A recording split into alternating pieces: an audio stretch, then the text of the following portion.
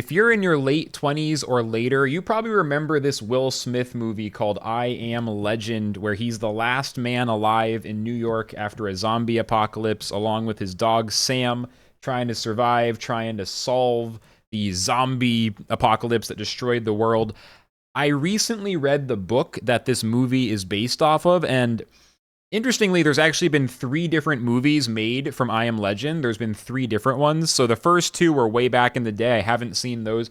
But I remembered the one from 2007. When I was a kid, it was a big movie. It was a big movie. You know, Will Smith in a starring role, basically very few other actors, kind of a one man show for the most part, apart from some flashbacks and some potential other stuff, which I won't say. It is an old movie, so to be honest, I'm probably just going to go ahead and drop a few spoilers throughout this review. So if you want to stay spoiler free on a random 15-year-old movie with Will Smith in it, then maybe don't watch this. But yeah, it's a good movie, and it's one of those movies that you hear a lot of people say something really annoying about, which is that the book is better than the movie. The book is so much better. Oh, you're watching the movie. You're so lame. The book is better. So I decided, I read the book and I rewatched the movie because the book was pretty good. I found it at a used bookstore, picked it up. It's a small book. It was like $1. Why not, right? Read it, enjoyed it, rewatched the movie, and now I'm ready to say, is the book better? Is the movie better? Let's talk about it. So the book is what I would describe as psychological horror.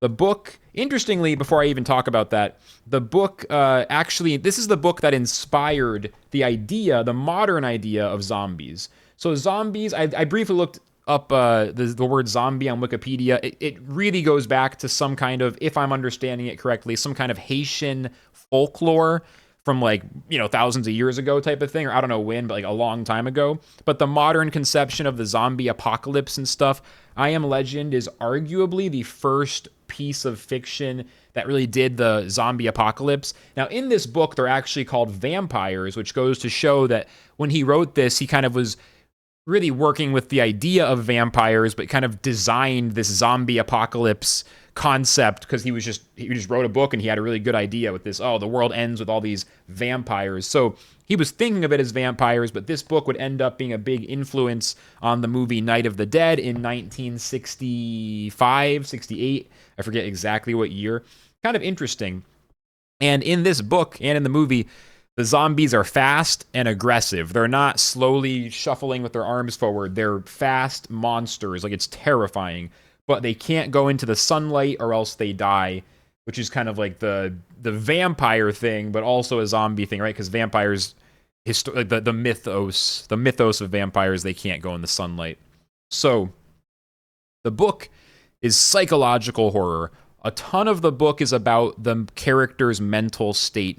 And from the start of the book, it's a little different than the movie because in the book, the man is by himself. He doesn't have a dog. There is a dog in the book that shows up later, but he doesn't have this dog he's best friends with. Like, Will Smith has the dog with him. Kind of makes sense for the movie. He has the dog to kind of like talk to and react to, so Will isn't just all by himself trying to act out everything completely alone. In the book, the dog basically is alive for about a week. He gets the dog, takes care of it for a little while, and then I think the dog dies. But it's not like his best friend or anything. It's more of like a small subplot. But the book itself is just all about his mental state and how it's just deteriorating as he slowly loses his mind. He's an alcoholic. He's drinking too much.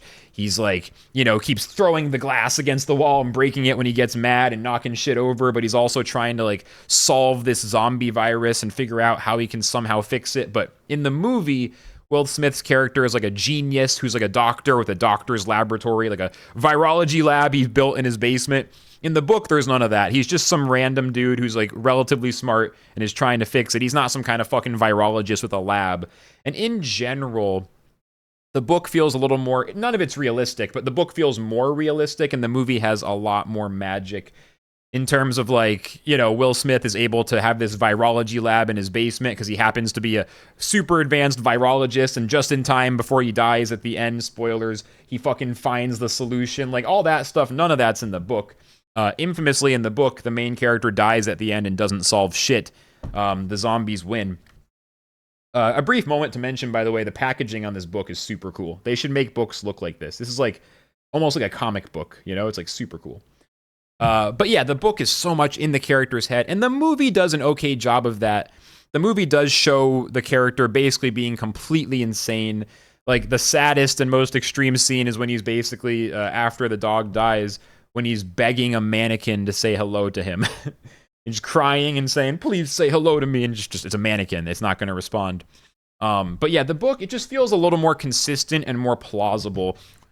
Like the guy is freaking out, losing his mind, trying to survive, makes it a few years, and eventually he fucking dies. Whereas in the movie, it's a lot more like things happen just like okay, for example, the virology lab is completely crazy, but the most extreme example is the plot when he finally meets another living human. So this happens in the book and in the movie. He meets a woman who's still alive and who's not a zombie.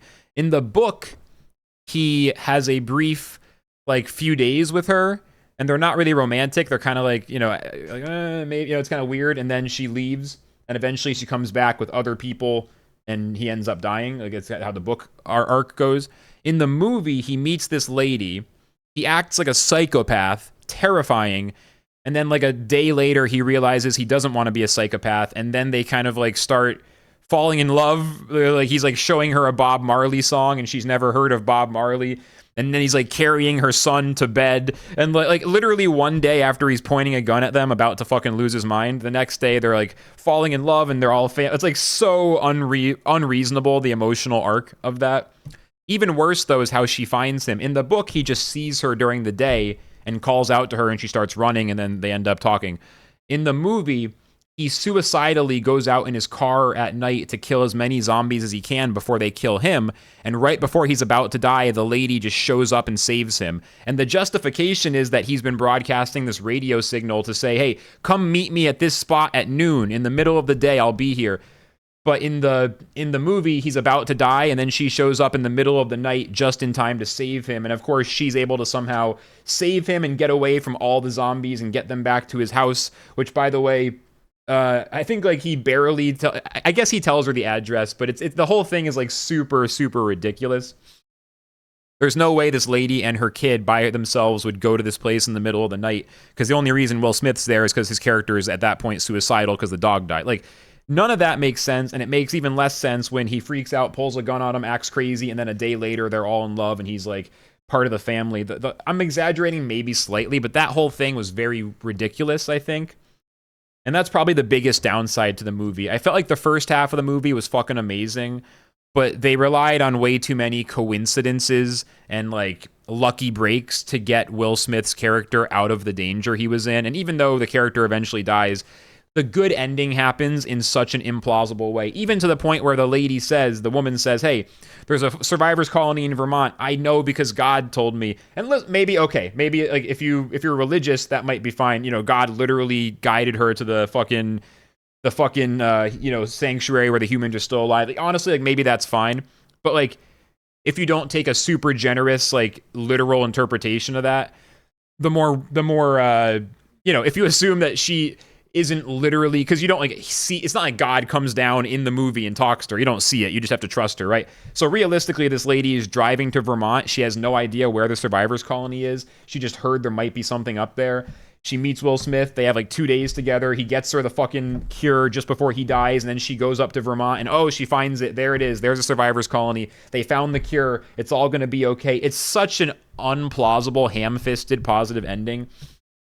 And in the book, the ending is much more reasonable and much more interesting, which I won't even say exactly what it is, but it feels much more fitting to the story. So I'd say the first half of the movie, first 2/3 even, probably has the highest points, more high points than the book. Like, the best parts of the movie are better than the book, but the book is much better as an overall piece of fiction.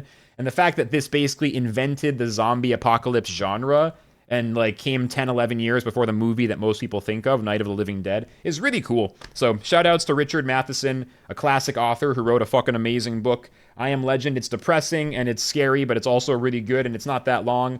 Pick it up and give it a read sometime. But yeah, is the book better than the movie? I think the book's a little better, but the movie does some stuff better as well. They're both really good. That's it. See you later.